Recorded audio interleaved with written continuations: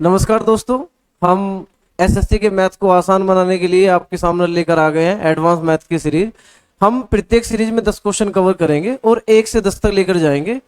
इस सीरीज में तकरीबन 40 सीरीज होंगी और प्रत्येक क्वेश्चन सीरीज में 1 से 10 क्वेश्चन एडवांस के होंगे। इस एडवांस में आपको त्रिकोणमिति देखने को मिलेगी, अलजेब्रा देखने को मिलेगा, कोऑर्डिनेट ज्योमेट्री देखने को मिलेगी। इस सीरीज में हम पहले क्वेश्चन से शुरुआत करेंगे। पहला क्वेश्चन है हमारा, ये कोऑर्डिनेट ज्योमेट्री का क्वेश्चन है और ये क्वेश्चन एसएससी में ऑलमोस्ट सभी प्रीवियस ईयर क्वेश्चंस हैं। हम कोशिश करेंगे इसको हम 3 से 4 भागों में डिवाइड कर लें कि शुरुआत के क्वेश्चन जो 2017 तक आए हुए हैं, फिर उसके बाद 2018 से अब तक के क्वेश्चन, उसकी हम सीरीज अलग बनाने वाले हैं।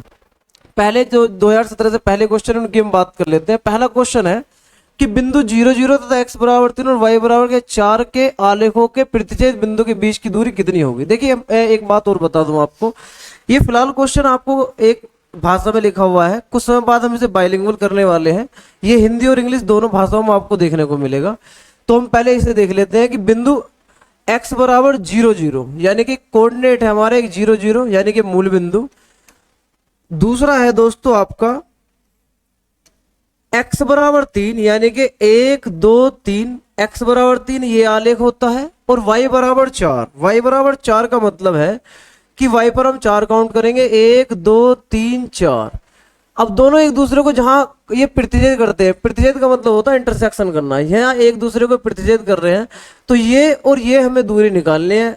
ये दूरी हमें दोस्तों फाइंड करनी है। अब आप मुझे एक बात बताइए, यदि मैं ये देख पा रहा हूं तो ये दूरी है हमारे पास 3 और ये दूरी है हमारे पास 4। और हम पाइथागोरस प्रमेय जानते हैं। पाइथागोरस प्रमेय को दो नामों से जाना जाता है, एक पाइथागोरस प्रमेय और एक बोधायन थ्योरम यानी कि बोधायन प्रमेय। पाइथागोरस प्रमेय और बोधायन प्रमेय दोनों एक ही, लेकिन दोनों ने स्टेटमेंट बताने में थोड़ी भिन्नता बताई है। पाइथागोरस ने कहा था कि किसी समकोण त्रिभुज के कर्ण पर बना वर्ग शेष दो भुजाओं के वर्गों के योग के बराबर होता है, अर्थात 3 का वर्ग प्लस 4 का वर्ग इसके वर्ग के बराबर होने वाला है। और मैं आपको एक बात और बता दूं, यदि हम इस 3 का वर्ग और 4 का वर्ग निकालते हैं तो 3 का वर्ग प्लस 4 का वर्ग बराबर आएगा 9 प्लस 16 यानी कि 25, जो कि 5 के वर्ग के बराबर होता है। तो इसका मतलब ये भुजा हमारी 5 आने वाली है। तो ऑप्शन हमारा डी करेक्ट है।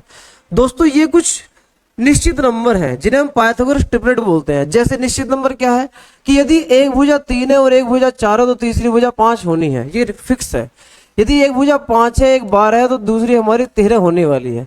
एक 8 है, एक 15 है तो तीसरी 17 होने वाली है। एक 7 है, एक 24 है तो तीसरी 25 होने वाली है। यदि एक 9 है, एक 40 और ये एक 41 होने वाली है। यदि एक 11 है, एक 61 है तो दूसरी एक 11 है, एक 60 है तो तीसरी हमारी 61 होने वाली है। ये बहुत सारे नंबर्स हैं। जब आपको एडवांस में कोऑर्डिनेट ज्योमेट्री कोऑर्डिनेट पढ़ाएंगे तो वहां पर आप लोगों को दोस्तों इस ज्योमेट्री के टॉपिक में पाइथागोरस प्रमेय में ये टॉपिक, ये पाइथागोरस ट्रिपलेट देखने को मिलेंगे। हम इन्हें बार बार कवर करेंगे और ये आसानी से हमारे याद होने वाले हैं। तो इस प्रकार आप इन फिक्स नंबर को याद कर लीजिए। जैसे आप 3 और 4 देखते हैं तुरंत आप उसे 5 कह दीजिए। चलिए क्वेश्चन नंबर 2 की तरफ मूव कर जाते हैं। क्वेश्चन नंबर 2 है कि 72 सेंटीमीटर क्षेत्रफल वाले त्रिभुज एबीसी का केंद्रक जी है। इसका मतलब यह है, यदि हमारे पास कोई त्रिभुज है एबीसी, इसका केंद्रक है जी। देखिए केंद्रक क्या होता है? केंद्रक होता है दोस्तों किसी त्रिभुज की माध्यिकाओं के कटान बिंदु, केंद्रक कहलाता है। माध्यिका होते हैं किसी त्रिभुज के शीर्ष से सम्मुख भुजा के मध्य बिंदु को मिलाने वाली रेखा त्रिभुज की माध्यिका कहलाती है। त्रिभुज के शीर्ष से सम्मुख भुजा को मिलाने वाली रेखा त्रिभुज की माध्यिका कहलाती है। और त्रिभुज की दो माध्यिका एक दूसरे को जहां काटती हैं वो त्रिभुज का केंद्रक कहलाता है। ये इसका दोस्तों केंद्रक है। अब हमने केंद्रक के बारे में एक बात पढ़ी है। केंद्रक क्या होता है कि त्रिभुज का केंद्रक शीर्षों से मिलाने वाली, त्रिभुज का केंद्रक शीर्षों को मिलाने वाली रेखाओं से बने जो 3 त्रिभुज होते हैं उनके क्षेत्रफल आपस में बराबर होते हैं। कैसे? जैसे दोस्तों मैं आपसे बात कहूं, इस त्रिभुज का क्षेत्रफल, इस त्रिभुज का क्षेत्रफल और इस त्रिभुज का क्षेत्रफल आपस में बराबर होंगे। और बराबर कैसे होंगे? जितना पूरा हमारा दे रखा है 72, तो यदि पूरा 72 है तो प्रत्येक का हो जाएगा इसका हमारा 24 सेंटीमीटर स्क्वायर क्षेत्रफल। लेकिन बूझा कौन सा है? हमसे बूझा है कि त्रिभुज एबीसी का केंद्रक जी और एडी यानी कि ये वाली भुजा, बीई और सीएफ 3 माध्यिका हैं। ये दोस्तों सीएफ है, यहाँ पर ये 3 माध्यिका हैं।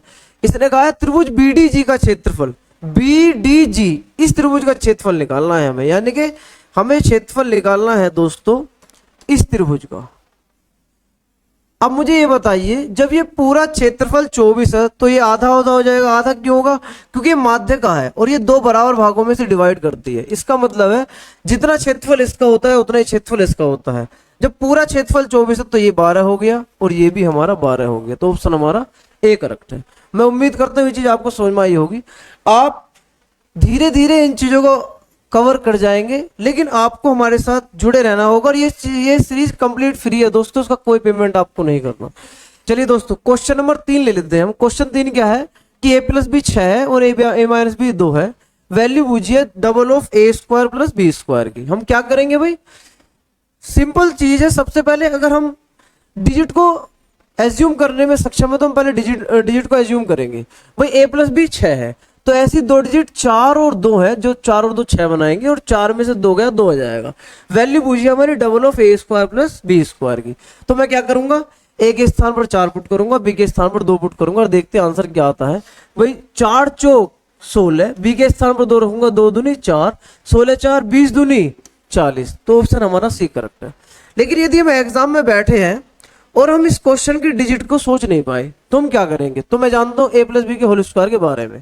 a प्लस बी का होल स्क्वायर को यदि a माइनस बी के होल स्क्वायर में ऐड कर दें तो दोस्तों डायरेक्टली ये double of a square plus B square देता है।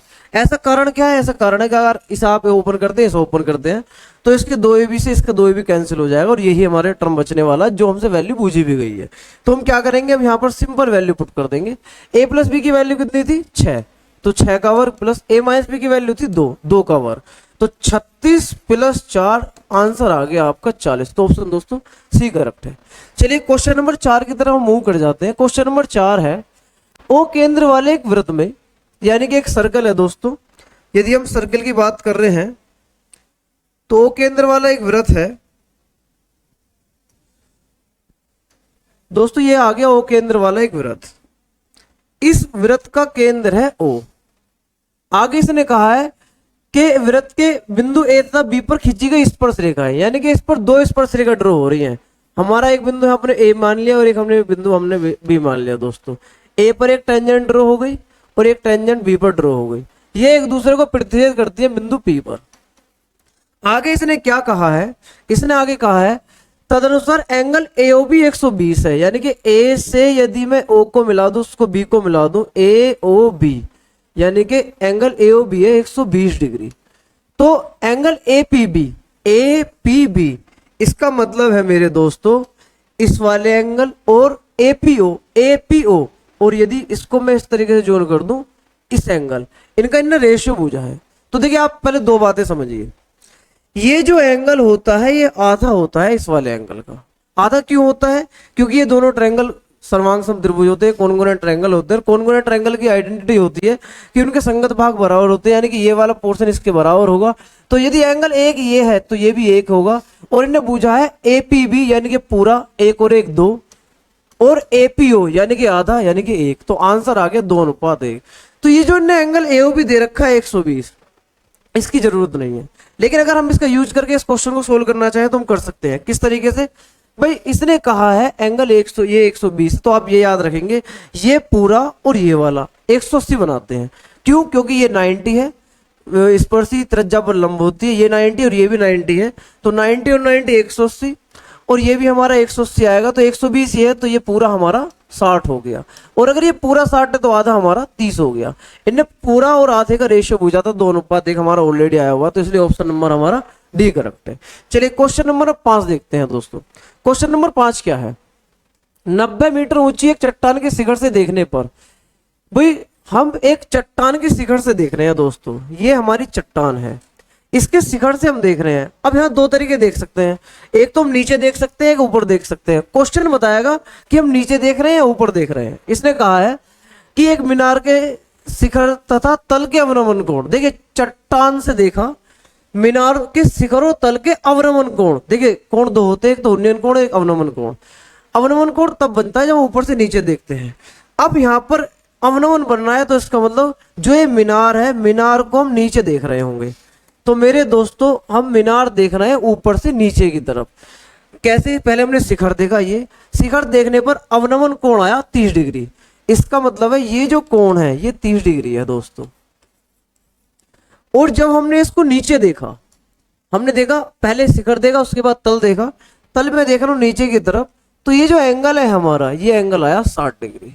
तो इसका मतलब ये दोनों कोण बराबर होते हैं, ये इसके बराबर है 60 डिग्री और ये इसके बराबर है 30 डिग्री। ये एक आंतर कोण है दोस्तों। ज्योमेट्री में हम इस चीज को सीखेंगे। तो इसने पूछा है तदनुसार उस मीनार की ऊंचाई। देखिए इनने चट्टान की ऊंचाई बताई थी 90 मीटर, मीनार की ऊंचाई पूछी है। तो आप एक बात ध्यान रखेंगे, यदि ऐसा क्वेश्चन आता है और हम एग्जाम में बैठे और डायरेक्ट हमें आंसर निकालना है, तो 60 के सामने वाली भुजा होती है 3 और 30 के सामने वाली भुजा होती है 1। अब आप सोचिए ये पूरी 3 है, ये 1 है, तो ये कितनी बची? 2। यदि 3 हिस्से की वैल्यू 90 है तो 1 हिस्से की वैल्यू 30 है, तो 2 हिस्से की वैल्यू 60 है। तो इसका मतलब आंसर हमारा बी करेक्ट है। ये इसका तरीका है डायरेक्ट। यदि हम एग्जाम में बैठे और ये चीज हमें पता नहीं है, तो मैं इसे दूसरे तरीके से किस तरीके से करूंगा, आप इस बात को समझ लीजिए। क्वेश्चन हम इस तरीके से देखेंगे हम दोस्तों, ये जो बेस है इसे मैंने अपनी तरफ से √3 मान लिया। भाई ये रेशियो तो है, त्रिकोणमिति कुछ नहीं होती, रेशियो होता है। तो मैं अपनी तरफ से एक रेशियो कंसिडर कर रहा हूं। तो अगर ये √3 है और ये 30 है, 30 के सामने वाली भुजा आप ये याद रखेंगे, अगर त्रिभुज है, एंगल 30 है, एक एंगल 60 है और एक एंगल 90 है। 60 के सामने वाली भुजा छोटी होती है, सॉरी 30 के सामने वाली भुजा छोटी होती है, 60 के सामने वाली भुजा उससे बड़ी होती है, 90 के सामने वाली भुजा सबसे बड़ी होती है। और ये होती किस रूप में? यदि ये भुजा 1 है तो 60 के सामने वाली √3 गुना होती है, ये √3 है, और 90 वाली भुजा होती है 2। आप इस चीज को कुछ याद ना रखें, बस ये याद रख लें, यदि एंगल 30 है तो भुजा छोटी है और एंगल 60 है तो भुजा बड़ी है। और छोटी है, कितनी छोटी है तो √3 से भाग करेंगे, और बड़ी करनी है तो √3 से गुणा करेंगे। कैसे? 30 है तो 30 के सामने वाली मुझे छोटी बनानी है, तो √3 से मैं इसको भाग कर दूंगा तो √3 आएगा। ये 60 है तो ये √3 ही तो वैल्यू होगी भाई, जितनी ऊपर वाली है उतनी नीचे वाली है। तो 60 के सामने वाली भुजा बड़ी होती है, तो इसको मुझे बड़ा करना है। बड़ा करने के लिए गुणा लगाऊंगा किसकी? √3 की। तो √3 की गुणा यदि √3 में मैं लगाई तो ये वैल्यू आएगी 3। अब सोचिए ये 3 है, ये 1 है, तो ये वैल्यू हमारी 2 बची। तो मैंने कहा कि भाई 3 की वैल्यू हमारे पास 90 थी, 1 की वैल्यू हमारे पास 30 है, तो 2 की वैल्यू हमारे पास 60 है, इसलिए ऑप्शन हमारा बी करेक्ट है। तो दोस्तों मैं उम्मीद करता हूँ ये चीज आपके समझ में आ गई होगी। चलिए नेक्स्ट क्वेश्चन की तरफ मूव करते हैं। ये क्वेश्चन है अलजेब्रा का। देखिए ये क्वेश्चन बेहद आसान है। सबसे पहले आप समझिए, अलजेब्रा में क्वेश्चन काफी तरह के होते हैं, पर जब ये सिमेट्रिकल टाइप क्वेश्चन आए, सिमेट्रिकल टाइप कैसे, पहले इस चीज को आप समझने की कोशिश कीजिए दोस्तों। ये सिमेट्रिकल टाइप क्वेश्चन है कैसे?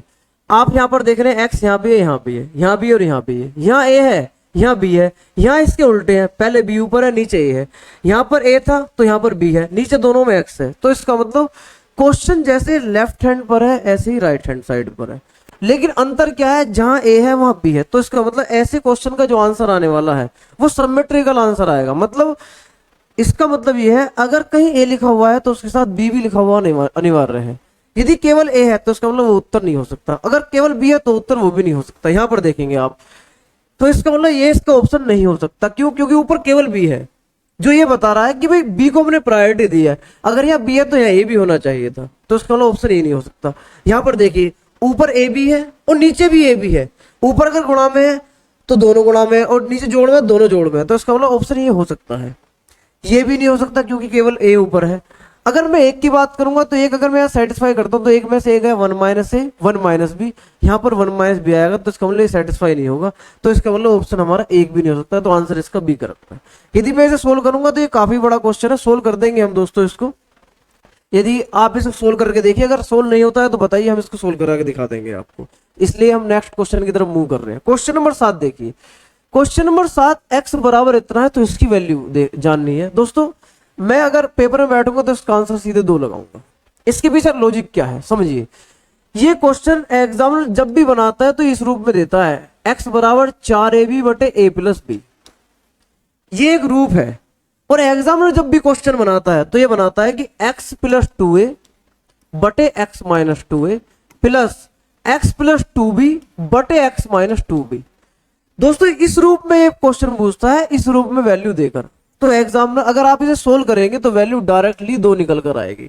यदि आप सोल्व कराना चाहते हो तो मैं इसका ये हिस्सा सोल्व करके दिखा देता हूँ दोस्तों कि भाई वैल्यू हमारी दे रखी है x बराबर 4ab बटे a प्लस बी। तो अगर मैं ऐसे लिख दूं कि x बटे 2a बराबर, तो ये आएगा 2b बटे a प्लस बी। क्लियर हो गया होगा। अब आप एक चीज समझेंगे, ये योगांतर अनुपात का नियम है। जब आप अनुपात पढ़ेंगे तो आप वहां पर सीखेंगे। हमारी क्लास उमेश जी ने यहाँ पर ली थी तो शायद उन्होंने योगांतर अनुपात आपको पढ़ाया भी होगा, लेकिन यदि नहीं पढ़ाया गया तो आपको आने वाले टाइम में वो चीज जरूर पढ़ाई जाएगी। तो आप समझेंगे कि भाई अगर a बटे बी बराबर c बटे डी है तो ये होता है कि ऊपर आप जोड़ सकते हैं और नीचे आप घटा सकते हैं। सेम चीज आप इधर अप्लाई करते हैं, ऊपर आप जोड़ेंगे तो नीचे आप घटाएंगे। तो मैं इस चीज को यहाँ पर अप्लाई करने वाला हूँ कि x प्लस 2a बटे x माइनस 2a बराबर, ऊपर वाले में नीचे वाला ऐड करूंगा तो ये मिलेगा मुझे 3b प्लस a, और ऊपर वाले में से नीचे वाला घटाऊंगा तो मुझे मिलेगा b माइनस a। तो ये वैल्यू दोस्तों इससे मिलकर बनी है मेरी। यदि मैं सेम चीज b के लिए सोल्व करता हूं तो मुझे मिलेगा x प्लस 2b बटे x माइनस 2b बराबर 3a प्लस b बटे a माइनस b। और यदि मैं इन दोनों को जोड़ दूं x प्लस 2a बटे x minus 2a plus x plus 2b बटे x माइनस 2b, तो आप देखेंगे यहां पर 3b प्लस a है बटे b माइनस a, और यहां पर है 3a प्लस b बटे a माइनस b। अगर मैं इसे सोल्व करूंगा माइनस चिन्ह कॉमन लूंगा दोस्तों, तो यहां पर माइनस का 3a आने वाला है, तो a में से माइनस का 3a घटाएंगे तो माइनस का 2a बचेगा। ऐसी माइनस का b करेंगे तो 3 में से एक b घटाएंगे तो 2b बचेगा। 2 कॉमन लेंगे b माइनस से b माइनस से कैंसिल हो जाएगा तो आंसर आएगा 2। तो इसलिए मैं कह रहा हूं कि ये रूप जब भी आपको मिलेगा, पेपर में मिलेगा, तभी आपको तुरंत इसका आंसर 2 लगा देना है। तो इसलिए अब आप देखते हैं कि भाई ये वाला रूप इसी का है, तो मैं कहूंगा बिल्कुल भाई ये जो 24 है इसे लिखूंगा मैं 6 गुणा 4। 4 अगर अंडरूट से बाहर लूंगा तो 2 बन का आएगा, तो 2 दूनी 4 अंडरूट 6 आया। अब ये बताइए 3 दूनी 6 होते हैं, तो इसका मतलब रूप हमारा सेम है, तो इसका मतलब क्वेश्चन जो पूछा है यही क्वेश्चन पूछा है, तो आंसर आएगा हमारा इसका 2। तो मैं उम्मीद करता हूँ ये चीज आपके समझ में आ गई होगी। चलिए दोस्तों नेक्स्ट क्वेश्चन की तरफ मूव कर जाते हैं। क्वेश्चन नंबर 8 देखिए, ये कह रहा है a इतना है b इतना a। देखिए अगर मैं इसको देख रहा हूं तो ये आएगा a प्लस बी का whole square minus A B. अगर मैं ओपन करता हूं a square plus B square plus 2ab, में से माइनस का ab घटाएंगे दोस्तों हम, तो ये प्लस का ab एक बचेगा सिंगल। और मैं जानता हूं कि ये दोनों एक दूसरे के रेसिप्रोकल हैं। रेसिप्रोकल का मतलब एक दूसरे के उल्टे हैं। भाई ये इसका उल्टा है, अगर ये ऊपर प्लस है माइनस है तो नीचे ऊपर माइनस है नीचे प्लस है, तो एक दूसरे के उल्टे हैं। यदि ये एक दूसरे के उल्टे हैं तो डायरेक्ट मैं इनका योग निकालना जानता हूं। कैसे निकालता हूं मैं आपको यहां पर दिखा दूं। आप याद रखेंगे अगर x बराबर अंडरूट ए प्लस अंडरूट बी बटे अंडरूट ए माइनस अंडरूट बी है, तो वैल्यू आपसे पूछेगा x और उसके रेसिप्रोकल का टोटल बताइए, तो डायरेक्ट होता है double of a plus B बटे a माइनस बी। मैं इसे जोड़कर दिखा सकता हूं, आप मैं चाहता हूं कि आप खुद जोड़ लें। यदि नहीं जुड़ता है तो आप कमेंट में बताइए, हम जोड़कर दिखा देंगे। तो दोस्तों वैल्यू डायरेक्ट यहां पर मिलेगी डबल ऑफ, ये यहां पर वैल्यू अंडरूट के अंदर है तो ये 2 की जगह मैं इसे अंडरूट 4 कहूंगा, तो a का मान 4 है, तो 4 प्लस 3 देखिए बटे 4 माइनस 3 माइनस इन दोनों का गुणनफल। जब इनकी गुणा लगाऊंगा तो इससे एक कैंसिल होगा, इससे तो 1 बचेगा, तो ये आ गया 1। तो कितना मिला दोस्तों, ये आ गया 4 3 7 दूनी 14, 14 का वर्ग, यहाँ पर वर्ग है माइनस 1, तो 196 में से अगर 1 घटा दूंगा तो आंसर आएगा 195। तो इसलिए आंसर हमारा बी करेक्ट है। तो मैं उम्मीद करता हूँ ये क्वेश्चन आपको समझ में आया होगा। चलिए नेक्स्ट क्वेश्चन की तरफ मूव करते हैं। क्वेश्चन नंबर 9 है भाई, ये त्रिकोणमिति का क्वेश्चन है दोस्तों। देखिए इस क्वेश्चन को करने से पहले आप ये भी समझ सकते हैं कि भाई sec theta minus cosec theta दे रखा है 0, तो सेक थीटा का मान कितना किसके बराबर है, कोसेक थीटा के। अब एक तरीका यह है कि आप सोचे खुद कि भाई सेक और कोसेक दोनों बराबर कब होते हैं। तो मैं जानता हूं थीटा अगर 45 है तो ये बराबर होते हैं, तो मैं 45 यहां पुट कर दूंगा, आंसर आ जाएगा मेरा 2√2। आंसर डी करेक्ट है। लेकिन मैं एग्जाम में बैठा, मेरे दिमाग में नहीं आई ये बात कि यार ये 45 पर होता है किस पर होता है। तो आपको दोस्तों 3 चीजें समझनी है।